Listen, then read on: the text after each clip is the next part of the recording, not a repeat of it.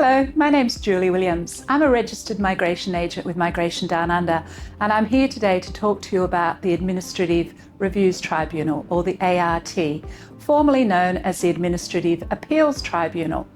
Now, it's an independent body set by the government to make independent decisions over applications, visa applications, immigration applications, citizenship applications that perhaps have been either refused or cancelled. Maybe an application has been refused, maybe you've had a visa application refused on character grounds, maybe you've had a citizenship application refused.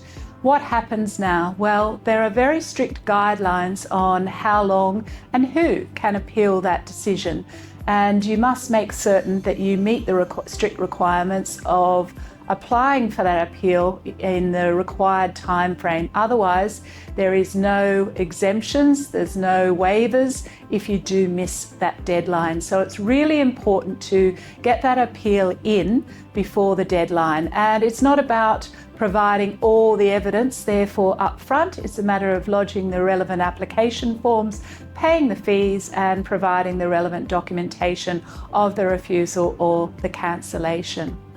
Now, who can apply? It's usually the visa applicant here on shore. If the application was for an employer nomination, then it's actually the employer that is appealing that decision. And if it is a sponsored visitor visa, then it is the Australian sponsor here in Australia that can appeal. Not all applications can be appealed. Who can represent you? You can be represented by a registered migration agent. You can be registered by an Australian immigration lawyer or a lawyer. You can represent yourself, although unless you're very familiar with all the legislative requirements and the criteria, then it's probably not advisable. But you don't need a lawyer or a solicitor to represent you at the Administrative Review Tribunal. Registered migration agents who have got the relevant experience can certainly do that. And here at Migration Downunder, we've got several years of having successfully represented a number of clients over the time in being able to have that decision overturned. A lot of people want to go directly to the Minister for Immigration to appeal the decision, as they feel it's very unjust. But unfortunately, unless you go through the Administrative Review Tribunal, you can't go directly to the Minister. You can only go directly to the Minister and lodge a ministerial appeal once you've had a decision at the Administrative Review Tribunal refused.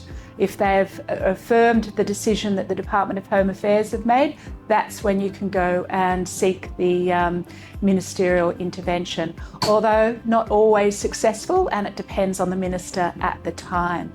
So it is important to note that you do need to be able to provide new evidence to support your claims.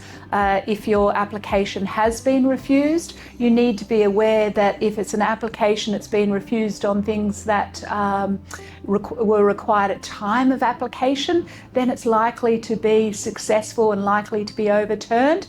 But often if it is something to do with time of decision, then you may have a good chance of being able to overturn that. But always seek advice with somebody such as a registered migration agent to be able to make certain that you're able to put a good case forward.